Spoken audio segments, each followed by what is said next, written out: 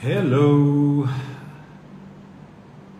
Hope everyone's doing well. We're just trying some stuff out.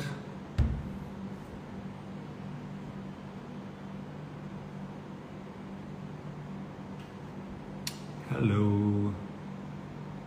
Hi, everybody. Just want it's going okay.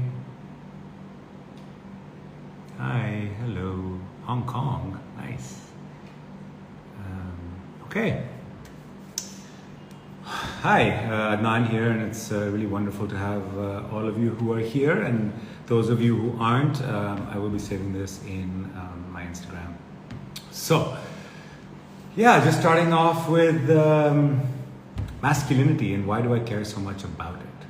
So just tell you a little bit about the format. I'm going to speak for about 25-30 minutes. I hope all of you can stick along because it's actually this is a transmission from my seniors and people I've learned from, and this is something I really want to share with my followers, actually share with the world. It feels like very aligned to my purpose. And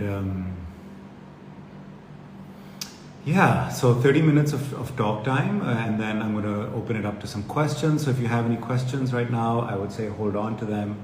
And yeah, let's start. So why is this important to me, right? Okay, well, what is masculinity? So I'm just reading off some stuff. The term masculinity refers to the roles, behaviors, and attributes that are considered appropriate for boys and men in a given society. Masculinity is constructed and defined socially, historically, and politically, and it's not biologically driven. So this idea of masculinity, or what we're supposed to be as men, and the idea of femininity, it's a social construct. It's not something that we are born with. So it's really important to know, like, a few of the questions were like, what is masculinity or conscious masculinity, and why is it important? We'll get into why it's important, but it's really important to know that we aren't born this way. We aren't born to be necessarily gendered in the same way. Yes, there's a biological body, that we have, but the gendering, I wasn't born to love blue and not like pink, or I wasn't born to not cry because boys don't cry, and these kinds of norms around genderizing. So just to bring that into clarity. So what is a conscious man then? The conscious man is not a perfect man. He's a work in progress that is committed to the path of growth, maturity, and the healing of the dysfunctional generational patterns. So a lot of the stories around our gendering comes from our family, our parents, and society. So it's really important to know that as well. I hope you guys are going to follow along, because the idea here is to give you some knowledge, some beautiful knowledge, and it's going to take a little bit of really listening in, and then we can get into questions. So, right? So this conscious masculine has chosen to take radical responsibility for the impact he is having in the world, and choosing that impact to be of benefit to the greater whole of existence. So the greater masculine is holding space. The conscious masculine is holding space for people around him and for people in the world. One of the things I'd like to throw in here is how I define success. So success for me is not if I get something in the world, or something, I get more money, or I get fame, or something else. It's not necessarily for me. It's that's not successful. What successful is for me is when I receive something from the world or from the universe, and that it not just benefits me, but benefits everyone in my circle as well. So, just that is a conscious masculine choice around success, because a lot of people think success is a zero-sum game, where if I'm successful, everyone else around me is not successful. That's what makes me successful. And so, I don't agree or aspire to that. So yeah, I just feel like I'm at a place in my life where I can be me. I've also had a really long journey around what it is to be a man. And like most of the men I end up speaking to, the journey kind of starts in the classroom or on the playground, right? It's usually men bullying men. So hurt people, you might have heard that. It's men bullying men, or men bullying boys, or someone older bullying someone younger, is where this performance of masculinity really starts, where all of a sudden, you're an emotional young boy who also cries and also is emotional and is also, different things. And then something happens to most people where they're bullied into being or behaving in a certain way. And what happens at that stage is that the masculine or the man, the boy, starts hiding some of his vulnerabilities and starts performing and cutting off from one's own emotions, cutting off from your emotions really, and you go into the state of kind of really suppressing that. And that happens to most boys that are at an age, and it usually happens by other men. So the healing process is also important to be healing then around other men, because this is where it really starts. Of course, there is a role for mothers to play, there is a role for fathers to play. So I've come to this place now where, it's funny, the same guys who used to bully me, and they were funnily enough my friends, but it was teasing, are the same people who kind of now want to be like me because the bullying path didn't really work. But yeah, of course, it left some wounding in me that I've had to heal. Another thing is that where I am in my life right now when it comes to relationships with women, I don't look at women in the Madonna or whore context. This is a term that you could phrase it, you can look up. It's not that women are just there so that I can have be in a relationship with them or fall in love with them or be intimate with them. Or that they're like then a motherly figure or a sisterly figure, but often just being friends with women and understanding what their needs are. And this also comes from me being in touch with my idea of the inner feminine, which is something that I'm going to discuss in a bit. So here's a good analogy that my brother Hassan, who I was talking to yesterday, shared with me. He said life is like a river, right? It's constantly flowing. And there's really three ways to be in that river, right? One is to go upriver, and that's when you're going against the flow, right? So if you're going against the flow, if things aren't coming easily to you, you're constantly challenged, you're fighting, you're wondering why things aren't going your way all the time, it's because you're going against the flow. So at that point, it's important to turn around and go with the flow, right? The second thing a lot of people do is you hold on to branches. So life is moving, but you're holding onto this branch or a rock because you don't want to move. And that is ultimately also going to break. And so at that point, you're not in the flow. And really, the way to live in alignment with life is to go with the flow of the river. So if you are in alignment with the flow of the river, then you can be fully present and dodge the rocks and see where the divisions are and choose which way you want to go in the river. And so this was a really beautiful analogy that really helped me kind of understand this idea of like what life is. Life is moving, Now, whether life is moving linearly or not, that's a whole other conversation, and what is our relationship to time, because time causes a lot of anxiety. But I'm not going to dive into that today. So this is just a little analogy about the river. Bullying, is really the start of where I feel like a lot of men start performing to be masculine. So, and what happens is we lose our range of emotion, and the only emotion that seems valid at this point is anger. And anger is something that gets more and more suppressed because we don't release it, because we're not supposed to release any emotions until it gets to a fever pitch. And that's where we really cause damage to ourselves and in our relationships. So, how can we really work with anger? That's something I'm going to talk about. And we stop being vulnerable, right? So there is no range of emotion. There's no sadness. There's no expression of joy.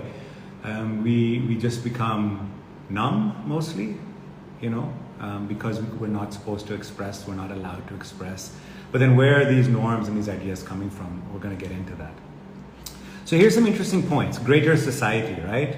So let's face it, right? There's not an overwhelming large number of positive role models out there when we talk about the healthy or the conscious masculine. To come across a truly mature and integrated male is kind of like finding a unicorn or like something really rare, because we don't find a lot of healthy masculine role models. Even for me, while I was growing up, there wasn't a lot of healthy masculine role models around. So I didn't know what a healthy masculine was. I didn't, I had parts of it. My dad was great in certain aspects, but he was very busy, but he was good in terms of connecting me to nature, for example. But, I didn't really have other healthy role models who could really guide me. And this is something that we've lost in modern society. So if you look at more traditional cultures, cultures that are more connected to the land, to nature, more indigenous cultures around the world, they have initiation processes for boys and girls to become men and women. For women, often there used to be an initiation process around menstruation. So when young girls would come into this phase of their lives, when they would get into their menstruation cycle, there would be a ceremony around it. Even with men, there was this kind of boy coming into a man, there would be a ceremony around it, and a healthy ceremony. I mean, I've heard terrible stories of how when women get into menstruation, the first thing they receive is a slap on their face for something that's not necessarily their fault. So, guidance, coming into these initiations, which don't really exist. The only initiations we have now are these faux initiations, which are frats in colleges, or ragging, this concept of ragging. These are fake, faux initiations. Or joining the army, you're supposed to do these tough things, but they're often embarrassing, they're emasculating, they're shaming, rather than the healthy, the supportive, to really become into what it is to be a man or a woman. And because we've lost that, we have a lot of unhealthy masculine, which actually is considered boy energy. So I'm reading this really incredible book. It's called The King, Warrior, Lover, Magician, and it's about the 4 archetypes of the healthy masculine. And it really talks a lot about what is the boy energy and patriarchy as we know it today. We talk a lot about patriarchy, लेकिन ये patriarchy है क्या, right?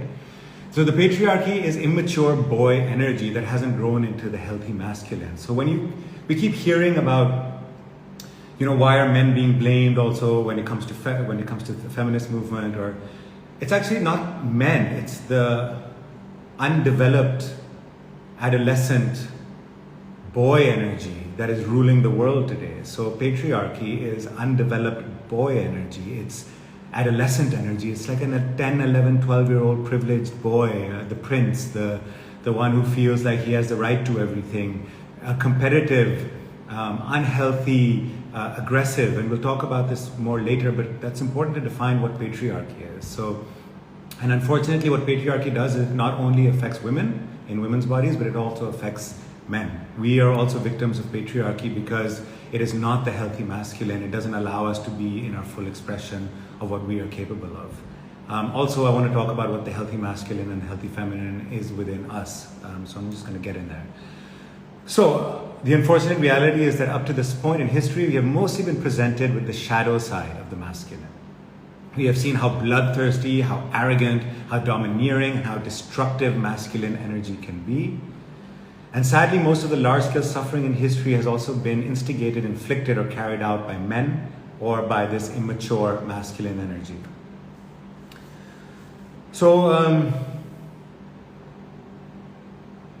people are often surprised to hear that even this force that is responsible for so much pain in the world is also responsible for sparking their spiritual awakenings. So, if you've experienced some kind of life-changing crisis, this idea of a midlife crisis, or an awakening, or any kind of even anxiety. Anxiety is a reminder that you are going against the flow of the river. Remember the river analogy. So you're going against the flow of the river. So that is what is causing you anxiety, right? But this energy, this masculine energy, this divine masculine energy, is also what causes these awakenings.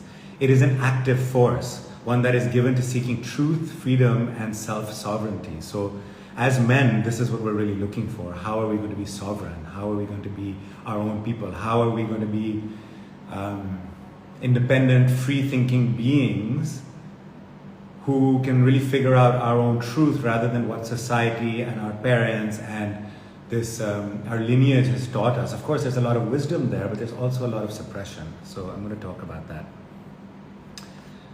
Yeah, and talk a little bit about healthy male support. In the last 5-6 years of my life, I've been very lucky. I've had some beautiful male friendships that have been very supportive. So friends around the world, role models, mentors,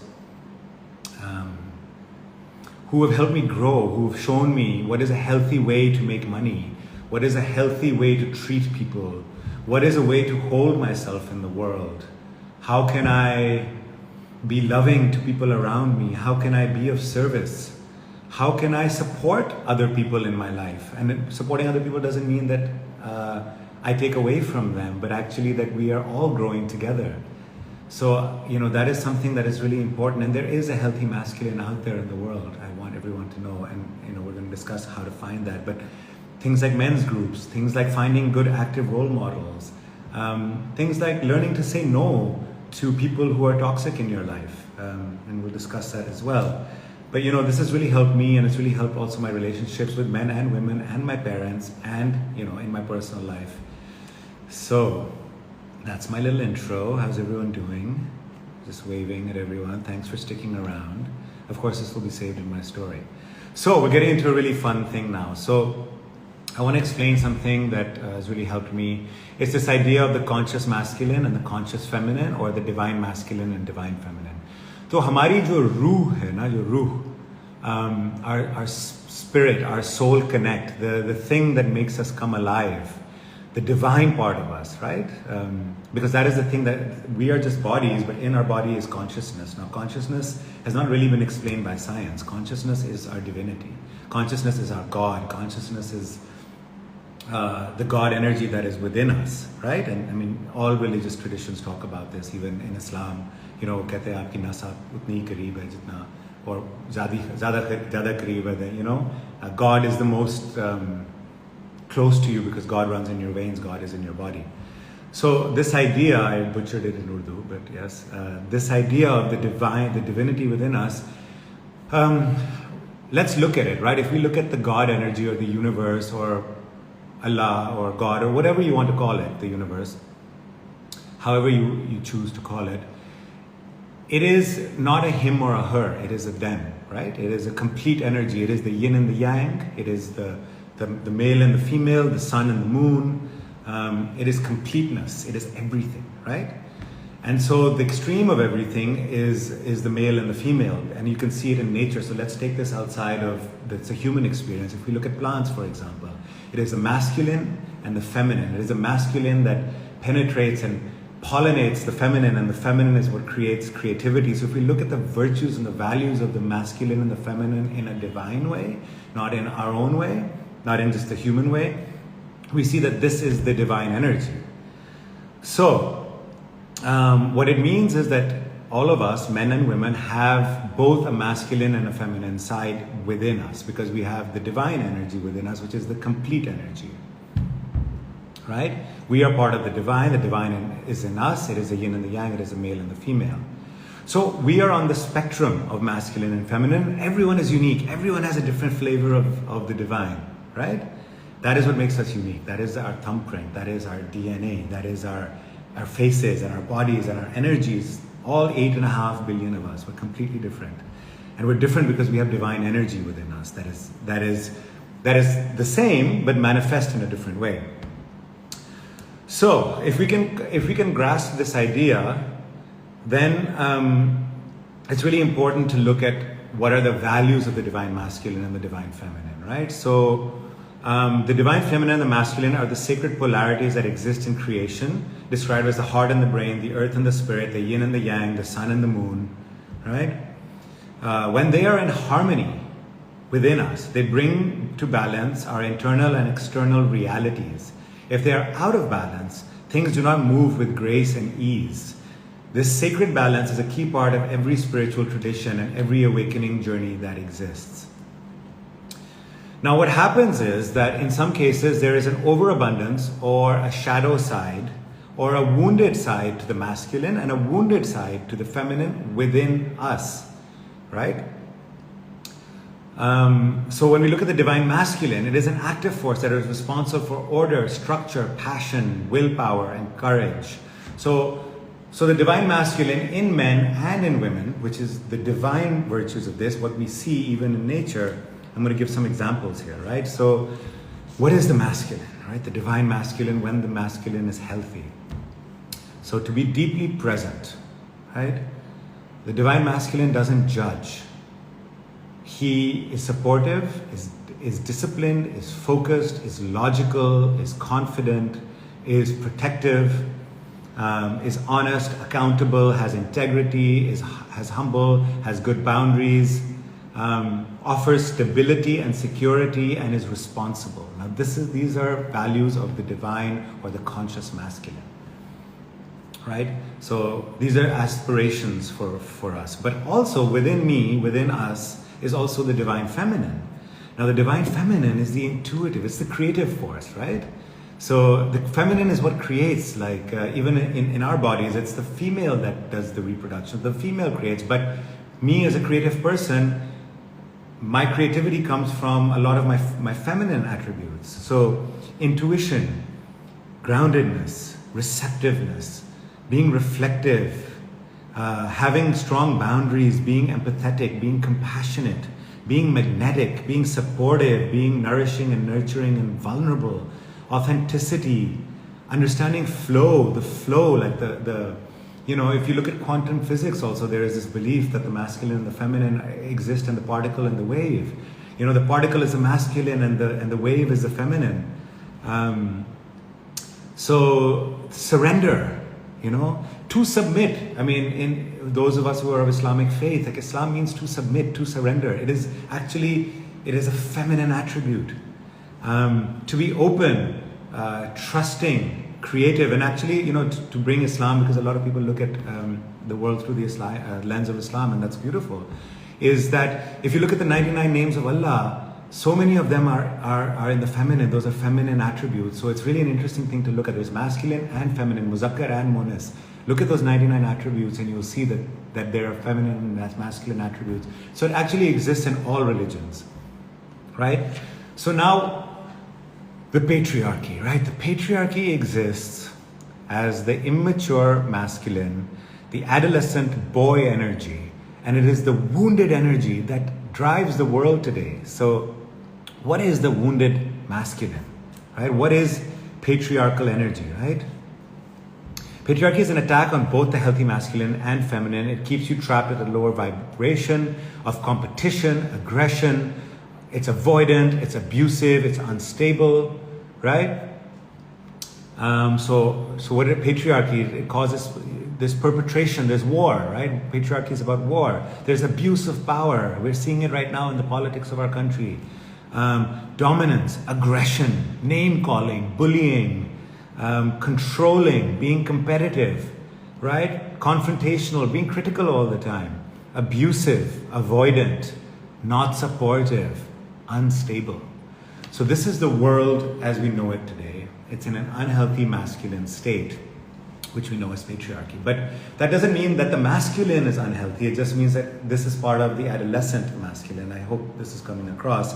And so what I really want to say is that the patriarchy not only affects women, but it affects us men also, because we are not able to transcend it and go into our divine masculine or our healthy masculine, because we are stuck in the mind games and in the power games of the patriarchy. So as an ally of the feminist movement, or also an ally of other men, of supporting the healthy masculine, I celebrate and I want to support the feminine, because I think the feminine does not exist in the world today, or it's very limited. The healthy feminine needs to exist in me as a man, and the healthy feminine needs to exist in my sisters, the women out there. Because what's happening is even the women are coming into their masculine, because the world is masculine. You have to get a job and you have to be competitive and you have to put someone else down so that you can succeed. And actually it's a really unhealthy state that causes anxiety, that causes illness, that causes cancer, that causes all these problems that we have in the world today. The problems in the world are because actually the inner marriage of the masculine and the feminine within me is out of balance. And because it's out of balance in me, what I'm manifesting out into the world is also out of balance. So the journey really starts here.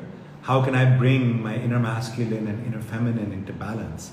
And especially for men, what is the work that we can do to really heal? So because if we heal, and because we are in a position of privilege in the world, because we have more access to power, and because our sisters unfortunately at this stage don't have that same access, because we control it more, which I think I would like there to be more of a balance of. There's more of a responsibility on us to heal the wounded masculine and the wounded feminine inside of us, so that we can really be better leaders in society and be better partners to the women in our life, and be more supportive and actually learn from the women in our life, and from the women, the feminine inside. So let's get to that. Let's get to this fun part, right? So the first step, to accept and to understand that we are all on the same spectrum, that we are all on the masculine and feminine spectrum. that there is a masculine in me and there is a feminine in me, and that is actually the divine energy. It is the God energy inside of me, because God is everything. God has both the masculine and the feminine. We must remember that, and that we are so blessed to be in this world, to be here in these bodies, to have this experience of life. And I must remember this gift, and then must try to heal for ourselves and for others. So we often blame people for our situation, right? Our parents, our society, our lovers, our exes, friends who bullied us. Maybe if there's trauma, if there was abuse, we blame them. Yes, bad things have happened to all of us. But we have to step into our power to really heal ourselves. We have to take responsibility, and we have to do the inner work. Because that's really what's going to heal us. Not transferring this energy and blaming others, but really doing it. And it's not easy. It's not easy. I've been on the path for many years. It's not easy, but we can support each other. Here's a great quote that I always say. Remember, we can't change other people, but we can change ourselves. And if we change ourselves, maybe, just maybe, the way other people respond to us will change.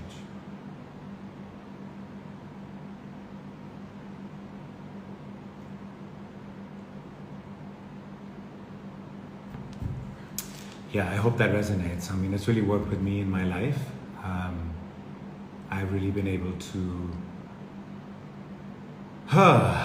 change myself, and because I've changed, I've seen how other people have changed. I never thought certain people in my life would change, and they have, because I've changed, and they see that. So that is the biggest instigator. So I'm going to share some tools now, and we've got another 10 minutes. I'm going to share tools, and then I'm going to take some of your questions and answer some of the earlier questions. Let's talk about healing the wounded feminine inside us men. So I'm going to talk to men, but also this applies to women. Crying has been an amazing journey for me, and I know for so long I was told I can't cry, men don't cry, boys don't cry, and I took it in. I just felt like, who cries, and men don't cry, and so what did I do instead? You numb. You find numbing techniques. You get into various addictions.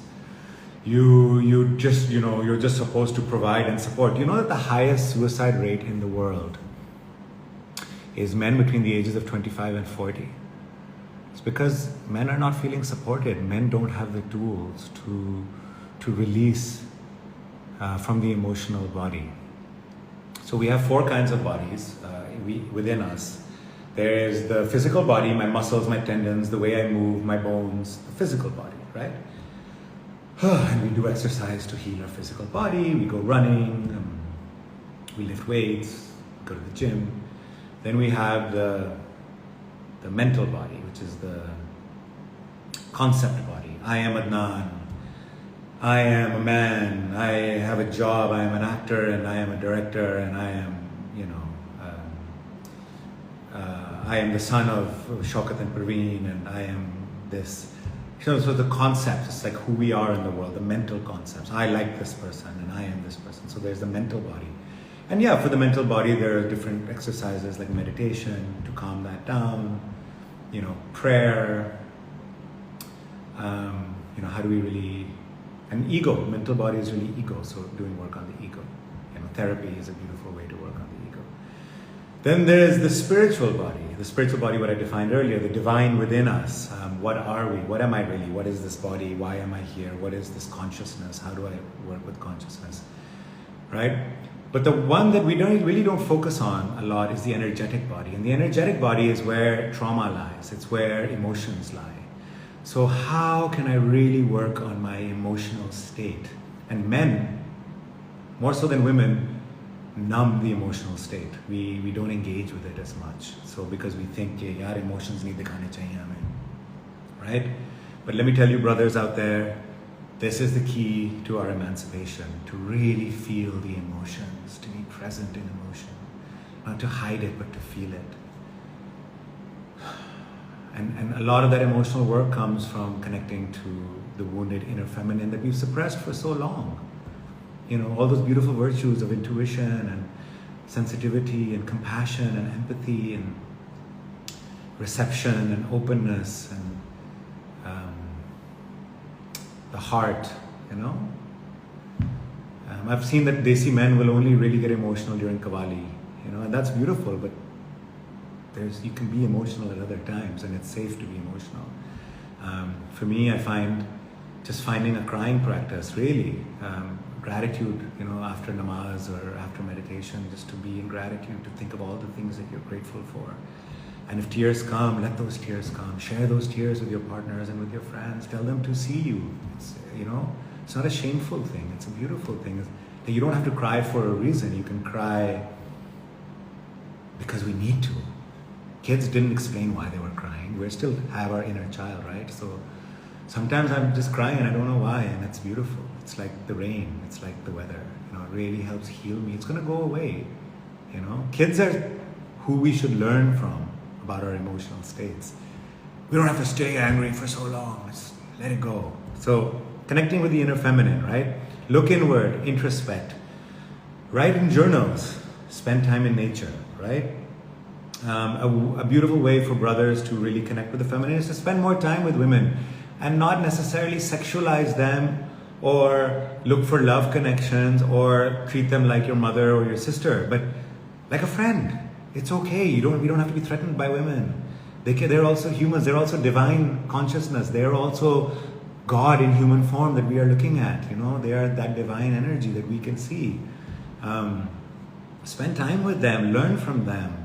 See how they are. Really, it's so helpful. When I stopped looking at women as one or the other extreme and just saw them as other humans, it was so beautiful. How they behave, how they interact, how they really listen, how they offer advice, how they support. Inner child work. You know, be playful, be silly. Again, kids are great. Spend time with kids. They don't care. They're just out there being who they are. And, you know, talk to your inner child. So to see where they're wounded. And I'm doing a lot of work around this. I'll be doing workshops around inner child work. But, you know, look that up. Like, what does it mean to really connect with your inner child? Yoga, dancing, breath work, walking barefoot in the grass. My God, it's amazingly grounding. Getting massages, stretching. These are excellent exercises that really help you connect and heal your inner feminine. So these are, you know, body. So the body is being more connected to your body is being connected to your divine feminine. Being more connected to your mind and to the logic is being more in your divine masculine. So really be in your body. Breathe, feel. जब दर्द होता है तो feel के दर्द कहाँ हो रहा है, दिल में हो रहा है, पेट में हो रहा है, दिमाग में हो रहा है, कहाँ हो रहा है. You know, trauma is also in our body. Be creative. So singing, dancing, painting, acting, you know, that's all creation. Creation is a feminine act. You know, when we say God is the creator, because God is both everything. God is everything, right? So they're both the masculine and the feminine. So this is just a pehlu. This is an aspect of of creativity. So be more creative. Trust your heart more over your head. That's healing your wounded feminine, and work on your inner masculine. So you're healing your wounded masculine is also like healing your feminine, because actually the healing both these aspects is what is going to make you a balanced person. Especially brothers out there, I'm talking to you. I hope you guys are listening. I will take questions in about 10 minutes, so thank you for sticking around. So the first thing, brothers, also it's also good to shake it out sometimes. कभी-कभी कुछ ज़्यादा हो जाता है ना, जिस समय you just gotta go, shake it out. It's good. Doesn't matter. कोई हंसेगा भी like यार ये क्या बोंगियाँ मार रहे हो, क्या कर रहे हो? So you're like, बस ठीक है ना.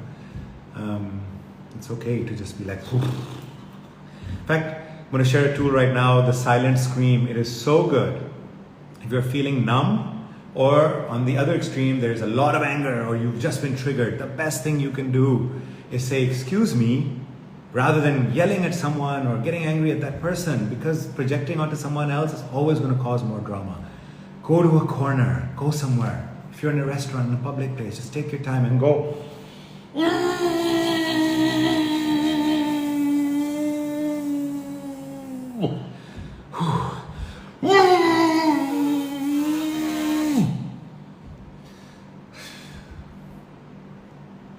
Try it.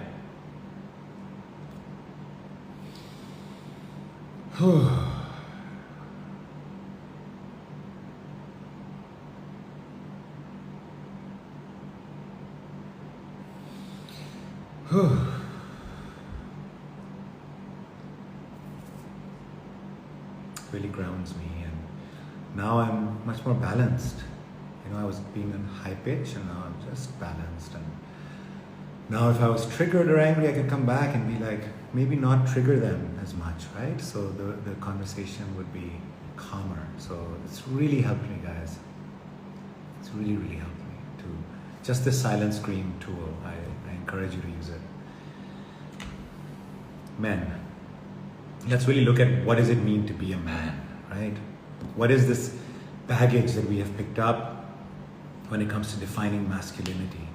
So this is the conditioning. So much of the conditioning that we have received include men don't cry because it makes you a wimp, you're a sissy. Remember all these words that we think, these are English words. Urdu mein to, I don't want to use the words that we're called because they're also so derogatory, but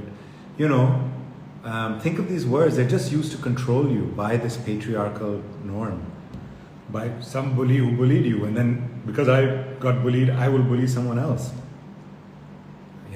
Kya ho gaya yaar type. Men don't cry. Of course men cry. Why can't they cry? In fact, it's so good to cry. Trust me. Men must be stoic and not express their emotions. No, it's what causes us to bottle up. It's what causes illness. It's what causes anxiety, all kinds of illness, because we're not allowed to be emotional. Men can be emotional, just don't project your emotions onto your partner and your parents. Share your emotions, ask to be witnessed. Sometimes you don't need an answer. It's not like, yaar, main kya karoon? It's more like, yaar, mujhe rona aa raha hai. Can you just, can I just cry and can you just witness me? I don't need you to say anything else, just see me. Because when we were children, we used to go and cry in corners, or our parents wouldn't respond, and that trauma is still with us, so we don't cry because we think it's shameful. Actually, it's fine to cry. That men must have a successful career. I got so many questions about career. The world is changing. It's not about men, it's about the masculine and the feminine. In partnerships and relationships, sometimes the woman is more in the masculine and she wants to work. Beautiful.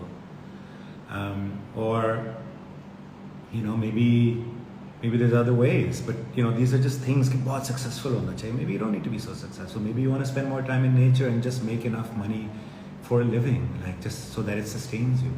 There's more than money in life. If there's money without value, it's really it disconnects you from yourself. One thing I've learned is like I've made a pact with myself that in 3 years, inshallah, 51% of the money I make will be aligned with my value system. So it won't be money that I'm making where I'm doing something I'm not morally aligned with, which most of us have to do because we have to make a living. But these are things to think about. Men must be the head of the household. Men are logical, men have to be interested in sport. Men are the saviors of women and children. These are things we're told. Men must dominate women physically, sexually, and career-wise. Men are expected to be aggressively self-confident. Men must look strong and have muscles. So this is conditioning. Once you've discovered what your condition has taught you about masculinity, you'll be more capable and consciously redefining what masculinity means to you. How do I want to be masculine? Like I said, with me and money, for example, or how I want to be in relationships. And it doesn't mean that you can only be on one end of the spectrum. No, sometimes I can be more in my masculine and my partner is in her feminine, or I can be a little more in my feminine right now and my partner can be in her masculine, or we can both be in our feminine. It's really fun. You can do these things. I know it's early days for you guys, but actually this knowledge really changes the way you can be. Azad kar deta hai ye knowledge, and it does not have to do with all this label of gay and straight and all this stuff. It's separate from that. It's literally just, how can I appreciate my masculinity? How can I appreciate my own femininity? And how can then I play with someone else in that game? So how can we actively heal our masculinity? Role models, best possible thing. Find good role models. We all live in the world of Instagram, social media, by the way, which is also anxiety inducing. So, I would also not always be on Instagram. I take breaks. I think it's important to do that, to not let your phone dictate your life. But find good role models. There's so many out there, healthy role models. There's beautiful, divine, masculine, healthy, masculine role models out there. Maybe some of them are in your circle of family or friends. Sometimes there's older people that just say something and you're like, yeah, इस बंदे में wisdom है या औरत में wisdom है. I want to know more, and just become their students. Learn from them. You don't have to agree with everything, but learn. There's people in the world today like Eckhart Tolle and Muji Baba and the Dalai Lama, and there's people in history that we can learn from. For us, Hazrat Ali or even Prophet Muhammad, of course, peace be upon him. These beautiful examples of livelihood. Really study their lives. I often am so, such beautiful lessons from, our Hazur, especially like his time in Medina, like just incredible, his patience, his compassion, like these beautiful divine feminine traits within him, and the divine masculine post, when he left Medina and he came back, so like there's just such amazing examples out there of people, like really learn about their lives. Lao Tzu, Buddha, it doesn't mean it's your religion. It just means these are just people, we are all incarnations. Learn about them. Just don't idolize them or necessarily worship them. Simply admire, respect, and learn from them, right? Men's groups, support groups, friends, elders, places where you feel seen, where there's no judgment. Create that space. Emotional release tools. So connecting to your inner masculine, healing your wounded masculine. The silent scream, which I just taught you. Shaking, sometimes you just need to shake. It's called trauma release.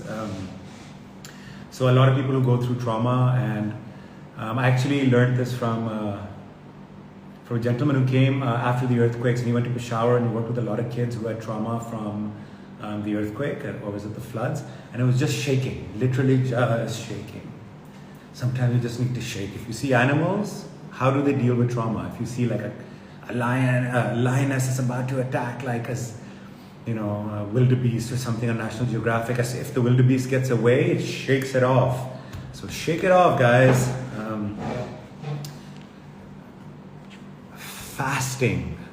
Fasting is a beautiful tool to connect and heal your inner masculine, because it requires discipline, it requires focus, it requires emptiness. Emptiness is a beautiful quality of a healed man, to be empty.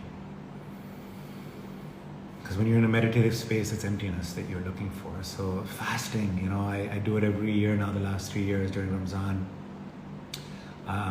It really teaches me, I get to feel a full feeling. Really, what happens is, जब हमें कोई feeling होती है, हम instantly उसको satiate करना चाहते हैं. We instantly, if we're hungry, we want to eat. If we are feeling pleasure, we want to fulfill it in some way or the other. If we're fearful, we want to quickly do something to push it away. Actually feel the feeling. And what fasting from something does is makes you feel the whole feeling. It's a beautiful practice. Really, it's in your masculine. It really heals your masculine. It can be fasting from Instagram for a week or a day. Not speaking. In other traditions, you have this concept of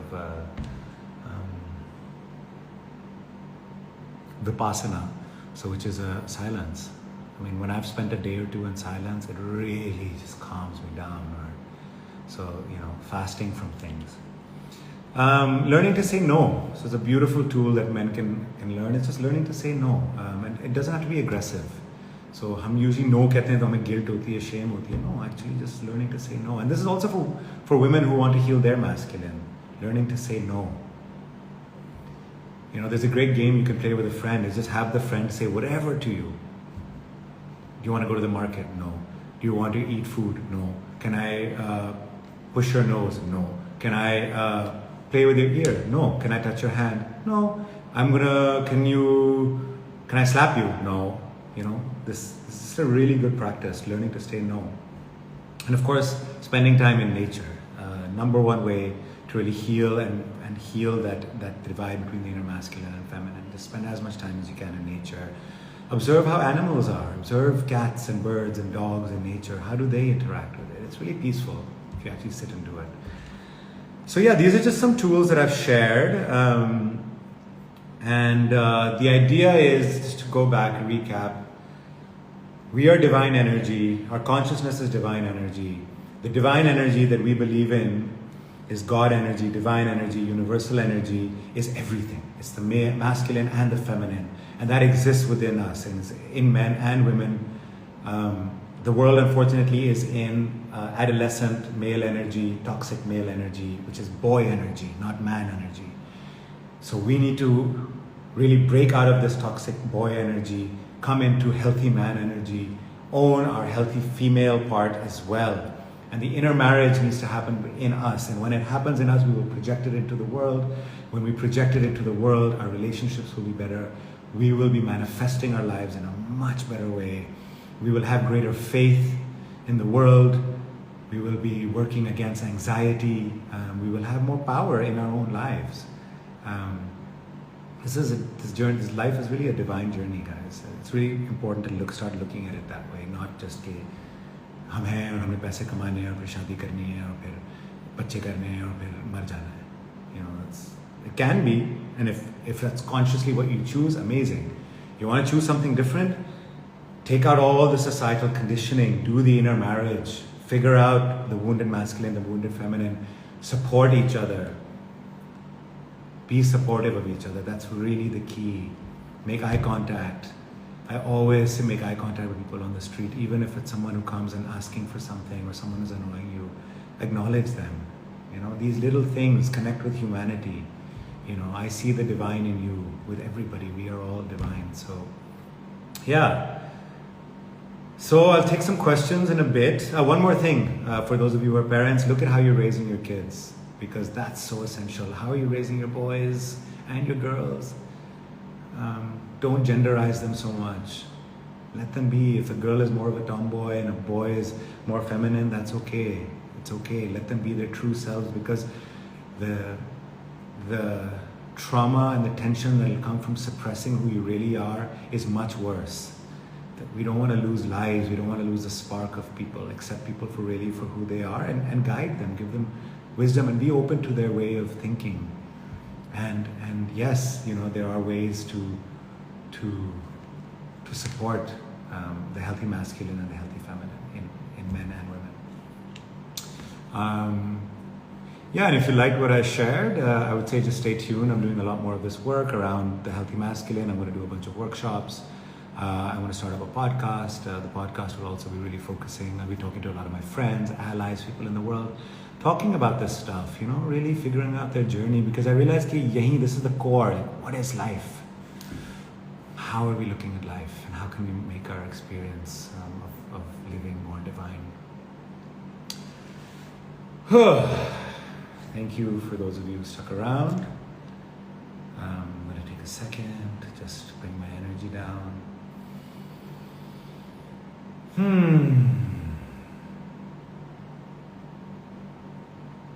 going to tune into my receptive, the divine feminine, and really check into some of your questions.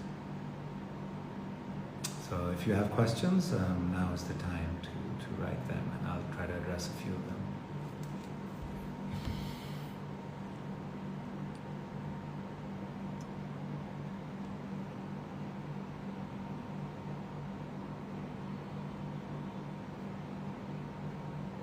Any questions?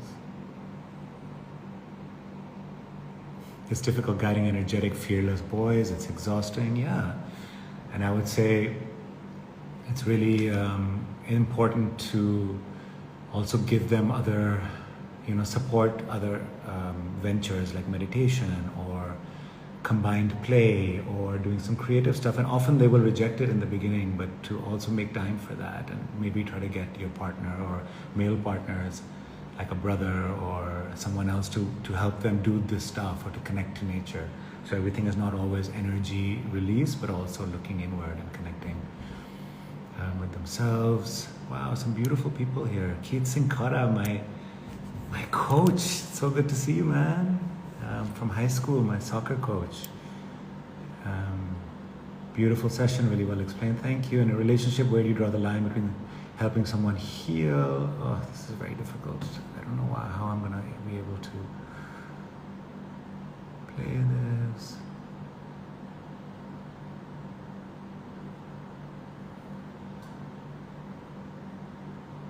Yeah, so Rosie Patel seems to be someone who has been stalking me for a while. I would love to respond to them about Tantra.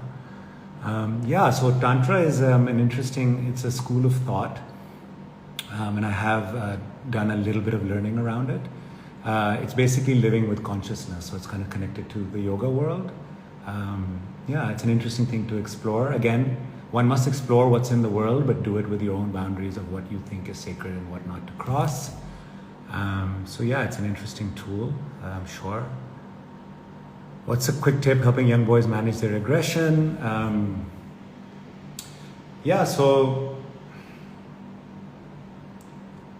Allowing them to really be aggressive and hear it, and to hear it out, and then saying, okay, are you done? Do you feel complete? Because they need to hear it and let it out and know that it's welcome. Actually, we get aggressive. Young boys get aggressive because they're not heard or not seen. Half the time when they're seen, it's a lot better. And then also sharing some of these tools like TRE, which is just like dancing tool, or a silent scream. These are beautiful tools. As parents, it's easy to punish and discipline, but wanting to teach them healthy ways to grow. Yeah, like some of the stuff I've shared. In a relationship, where do you draw the line of fixing them, and what are the characteristics of the healthy masculine partner? I'd go back and listen to some of the stuff I've shared here. Yeah, I don't think it's anyone's job to fix anyone. So really, like I said something I said earlier, which is, you can't change someone. You can change yourself and hope the way they respond to you changes. And that's really it. You can change the environment and the energy that you're giving off. And maybe they will change. But you can only really change yourself. So the invitation is to look inwards.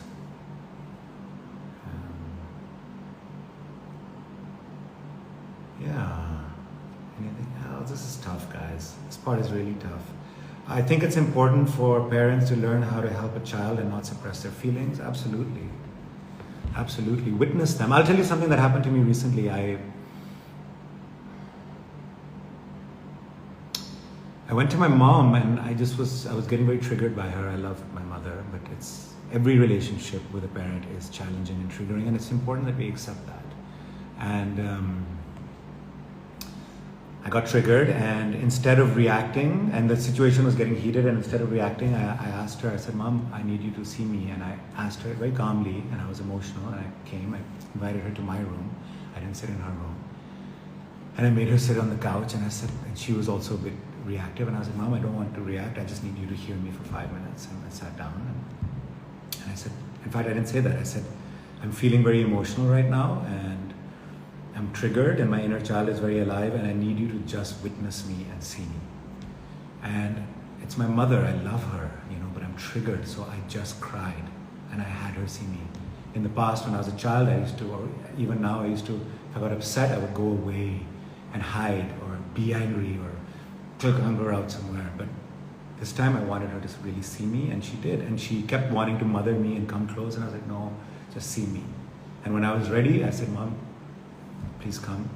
And then she hugged me, and then it was beautiful, and it was really healing. We need to be seen. It's a big part of healing the masculine wound.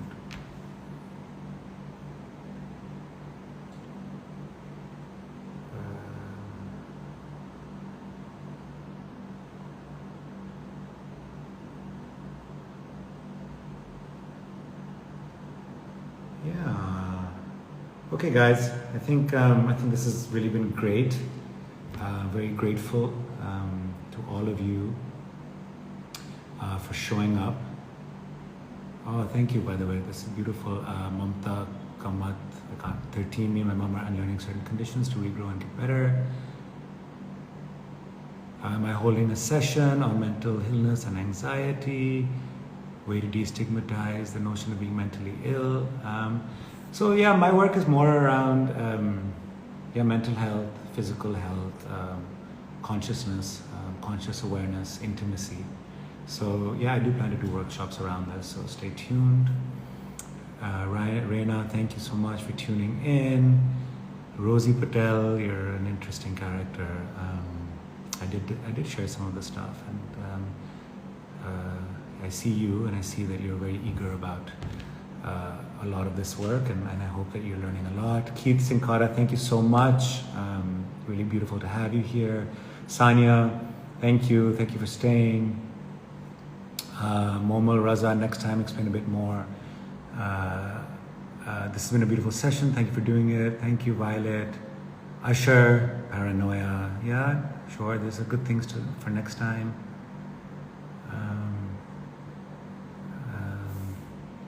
Sarah, thank you. Thank you for being here. Amazing. Thanks so much, guys. This will be posted online. Yeah, it's really fun. It's really nice to have all of you here. I'm going to sign off. Lots of love. Stay tuned. More workshops and a lot of more interesting work coming up, and podcasts, and yeah. Thank you. Lots of love. Peace out. How do I get out of here? I don't know how to get out of here.